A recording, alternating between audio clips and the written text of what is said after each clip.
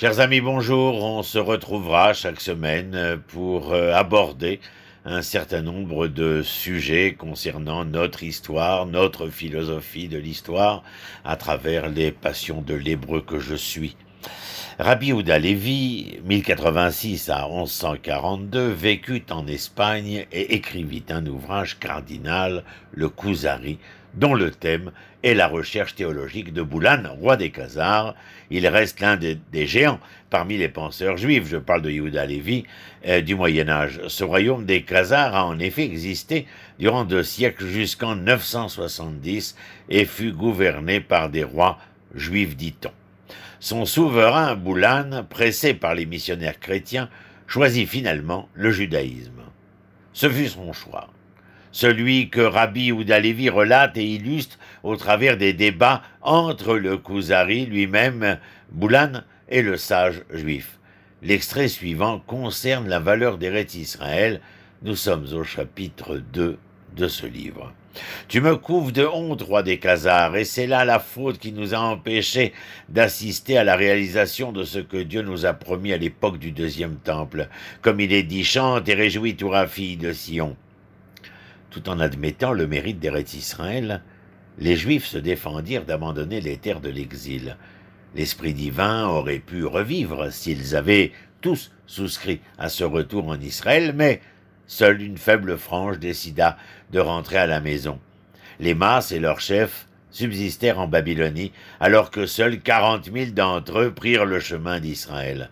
Les rabbins, les sages, les riches choisirent l'exil et la servitude, un joug étranger, et exclurent tout abandon de leur habitation, de leur possession. À ce propos, le roi Salomon, écrit « L'Éternel s'adresse à Israël. Je dors et mon cœur est en éveil. La voix de mon bien-aimé m'appelle avec force. Ouvre-moi, ma sœur, ma compagne, ma toute parfaite, car ma tête est couverte de rosée, mes boucles des embruns de nuit. » Et la bien-aimée de répondre « J'ai enlevé ma tunique, la remettrai-je? J'ai lavé mes pieds, les souillerai-je à nouveau? Mon bien-aimé a passé sa main par une lucarne, mes entrailles s'en sont émues. » L'exil est surnommé sommeil, car lorsqu'un homme dort, ses sensations, ses capacités, ses résistances corporelles sont anéanties. De même Israël dans son exode. L'essentiel de sa vitalité lui manque et la pratique intégrale de l'essence des mitzvot lui fait défaut. La constance de la prophétie se définit comme un cœur en éveil, car malgré le sommeil, tout ne s'est pas interrompu. Le cœur poursuit son activité. Une fonction réservée aux prophètes de l'exil, mémoire d'Israël, la voix de mon ami frappe. C'est le signe de l'Éternel pour que débute le retour en Eretz Israël, car ma tête est couverte de rosée, dit le texte. L'Esprit divin émerge des opacités de la nuit comme un homme patientant au dehors, à l'aurore, ses cheveux ruisselants de rosée. Ainsi, l'Esprit divin, évincé du temple, sa demeure, espère le retour de ses enfants. J'ai enlevé ma tunique, image allégorique de leur fainéantise à retourner au pays. Ils ne sont plus que des êtres objets des matins gras où la paresse les laissera dénudés.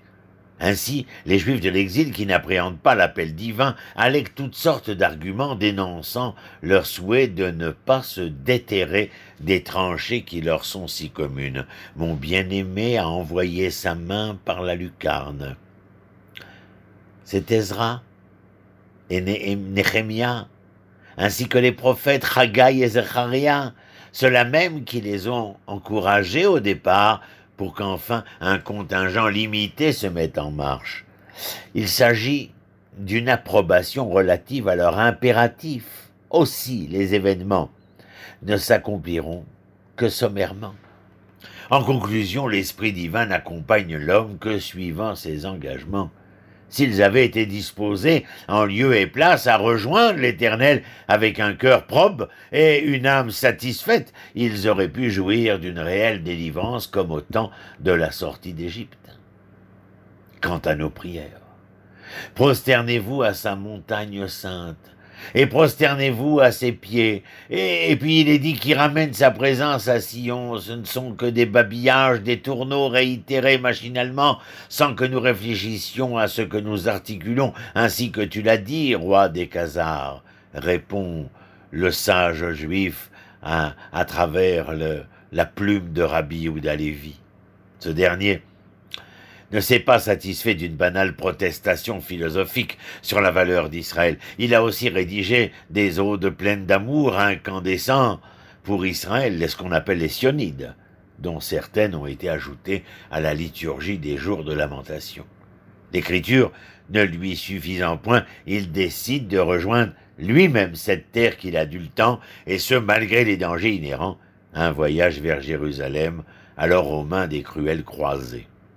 La légende raconte que lorsqu'il arriva au mur est, Kotel Maharavi, pardon, le mur ouest que l'on a l'habitude d'appeler Lamentation, mais tout ça vient de l'époque des croisés. Alors qu'il arriva auprès du mur, embrassant la pierre, l'inondant de ses larmes et déclamant une de ses sionides, un cavalier arabe jaloux de son zèle et de son amour l'écrasa. L'exil est un cimetière, ainsi le Gaon de Vilna définit-il la galoute, l'exil. Les Juifs s'apparentent aux ossements desséchés de la vision d'Ézéchiel. Bien sûr, on ne peut s'empêcher de penser à la Shoah après le génocide d'un tiers des communautés juives, mais aussi du fait que cette extermination physique se prolonge aujourd'hui encore par un massacre identitaire. L'assimilation crie victoire là où nos adversaires les plus monstrueux ont échoué. Les communautés juives, en perte d'identité, succombent peu à peu les unes après les autres. Israël demeure le seul véritable terroir des fruits de la passion éternelle entre Israël, sa terre et son Dieu, permettant au judaïsme, ou plutôt à l'hébraïsme, non seulement de se retrouver, mais de se développer vraiment. Lentement mais sûrement, les voilà redevenir les Hébreux tant attendus, pour ce qu'ils doivent être et ce qu'ils doivent devenir, pour la plus grande gloire de l'humanité tout entière. Nous sommes des récidivistes. Par 2 fois déjà, nous avons revendiqué outrageusement le droit de demeurer en exil afin de nous éviter une perte de foi. Une première à l'époque de Moshe, lors de la sortie d'Égypte, après avoir assisté à la révélation de Dieu au Sinaï et reçu la Torah, après avoir vécu ce qu'aucun prophète n'aura jamais vécu, le peuple se prépare à pénétrer en terre d'Israël, terre que l'on dit promise. En vérité, elle l'est donnée. Mais juste un détail, ne pourrait-on pas voir de plus près la marchandise et dépêcher des explorateurs espions, disent-ils? Les individus choisis pour cette mission ne sont pas les premiers venus, mes chers. Il s'agit des dirigeants maîtres et sages des tribus. En clair, ce sont des sommités religieuses distinguées parmi les Hébreux. La Torah atteste qu'avant d'être appelés à cette opération en Israël, ils étaient tous d'une honnêteté spirituelle éminente. Pourtant, dès leur retour de Canaan, ce sera la catastrophe. Les explorateurs exhortent le peuple à s'éloigner de la terre d'Israël. C'est une terre, disent-ils, à haut risque pour nous, matériellement et surtout spirituellement. À peine arrivés, il nous faudrait labourer la terre, fonder et former une armée, gouverner et conduire une destinée nationale extraordinaire. À ce jour et dans ce désert, nul besoin de besogner. La manne est notre subsistance courante et elle nous tombe du ciel. Les nuées bienfaitrices nous protègent de tout maux. Le peuple est maître de son temps et peut donc se consacrer à ce que certains voudront croire à cette époque-là dans le désert, l'étude de la Torah, à l'exécution minimale des prescriptions concernant le vécu individuel. L'arrivée en Terre Sainte, déclare-t-il, entraînerait probablement une moindre disponibilité, encore une fois, à l'étude de la Torah, comme si la Torah était un havre d'étude et non pas d'accomplissement. Il faudrait vivre une existence plus normative de créatures accompagnée d'un ensemble de difficultés conséquentes à cette nouvelle réalité. Ah, les pauvres, ils sont effrayés. La vie ne serait plus surnaturelle comme dans le désert, mais la nature voulue par le projet divin reprendrait ainsi ses droits. Il n'y a donc aucune raison de monter en Israël, qui plus est, de risquer de devenir je mets entre guillemets bien sûr, moins religieux. Mieux vaut rester dans le désert. En définitive, Moshe lui-même communique le décret divin et résout le tourment. Nonobstant les dangers, on doit monter en Israël. La valeur d'Eretz Israël est plus substantielle que les périls de l'exil. À partir du jour de cette trahison, nous allons commencer à rembourser les retards de l'histoire que nous provoquons de notre révolte contre le projet divin. Les explorateurs seront anéantis par Dieu. Le peuple n'a plus de légitimité pour entrer en Israël. Toute cette génération traîne durant 40 ans dans le désert pour y périr sans appel année après année. Qui plus est, cette nuit de lamentation, de mutinerie contre le projet divin de rentrer en Israël sera déclarée comme nuit de malheur. Vous le saviez ou non? C'est la nuit du 9 Av, Tisha B'Av. Karbeb, comme on disait chez nous. La journée où les temples seront abattus, Jérusalem démolie, la révolte de Bar Korba matée totalement. C'est ce jour que l'Inquisition espagnole parvient à son fait en 1492, etc. Une seconde fois, après la destruction du premier temple, les Juifs se serviront de cette même raison fallacieuse. La nation est déportée vers l'exil babylonien. Le prophète Jérémie annonce que ce dernier durera 70 ans. Le roi de Perse, Cyrus Koresh, permet aux Juifs de rentrer en Israël. Ezra le scribe prend la direction spirituelle de ce retour, mais peu d'entre nos chers exilés, je vous l'avais dit au tout début de mon propos, sont prêts à le suivre. Le Talmud nous informe donc que les quelques dizaines de milliers de personnes qui ont rejoint Ezra ne faisaient pas partie des communautés, comme on aime à les appeler, de stricte observance. La plupart étaient même d'une hérédité hasardeuse. Les sages parlent d'une situation religieuse catastrophique en Israël, si terrible que le pays aurait dû être changé en statue de sel comme à Sodome et Gomorrhe. Au contraire d'une Babylonie où les Juifs continuent de suivre une pieuse existence. Y a-t-il une seule bonne raison de monter en Israël et de nous retrouver au milieu de tous ces mécréants? Faudrait-il risquer de se perdre encore une fois? Demeurons en Babylonie. Le Rav Naftali Tzvi Yehuda Berlin élucide ainsi un extrait du Cantique des Cantiques. L'amant, c'est-à-dire Dieu, frappe à la porte de la maison d'Israël de la population juive, l'appelant à monter en Israël, mais la bien-aimée s'excuse, « Je me suis lavé les pieds, comment pourrais-je les salir ?» Alors le natif traduit le propos de la façon suivante. « Je me suis lavé de l'idolâtrie, comment retournerai-je donc en Israël m'y salir à nouveau ?»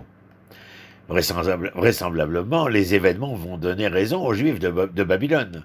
Le peuple en reconstitution ne se comporte pas comme il le devrait. Le temple ne rayonne pas tel que celui d'antan. Et pourtant, le dessein divin est bien de ramener ses enfants au bercail. Les conséquences de ce refus seront dramatiques, nous le savons.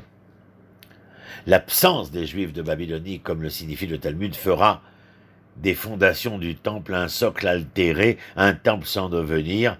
En fin de compte, cette alia a tout de même offert des suites essentielles, puisque la génération des Tanaïm, rédacteurs de la Mishnah, qui est l'âme de la loi orale, en est l'origine inattendue et stupéfiante. Cette recomposition religieuse ne fut possible à long terme que grâce aux efforts de ceux qui s'engagèrent et adhérèrent au projet divin du retour. La responsabilité d'Abraham est d'engendrer un grand peuple, non point quantitativement, il lui faudra constituer une nation idéale, juste, morale, divine, des êtres de valeur. Concevoir une nation représentative, seul le peuple d'Israël en est capable. Pour atteindre ce but, il y a une exigence primordiale à laquelle il faut satisfaire. Va vers le pays que je te montrerai, l'Er Lecha, El Eretz Asher Areka. Édifier ce peuple idéal n'est concevable qu'en Eretz Israël. Il serait irréel et irréalisable de penser matérialiser la mission proposée par l'Éternel, Dieu d'Israël, aux sources d'un autre terroir. Cette terre, choisie par Dieu lui-même, est singulière. Elle recèle en son sein des attributs divins uniques. Elle s'y manifeste aux juges, rois et prophètes. Et si jamais un homme prophétise en exil, c'est que l'essence de son propos concerne uniquement Eretz Israël. Cette terre a une sainteté incomparable. Le verbe vindicatif, se va-t'en vers le pays, Ce je ferai de toi un grand peuple nous concerne tout un chacun, principalement de nos jours. Après avoir survécu aux longues traversées des nuits de l'exil, voici venu le temps des retrouvailles, avec la famille perdue et le foyer disparu, là où il est enfin et seulement possible de s'affirmer de nouveau comme un peuple, une nation, je dirais presque normale. Il nous est accordé l'opportunité de réaliser ce peuple idéal et nous devons remplir cette mission. Notre génération, plus que jamais, peut matérialiser ce rêve millénaire, mais pour cela nous devons affirmer concrètement notre relation au peuple, à la terre et à la Torah d'Israël. Dorénavant, il nous est interdit de nous cacher la face derrière des faux fuyants insidieux et pernicieux. Vouloir rester dans les mouroirs de l'exil, c'est mal. Shalom, chers amis, depuis les plaines de Mamré, tout près de Hebron, je vous souhaite le mieux et le meilleur. Shalom, shalom.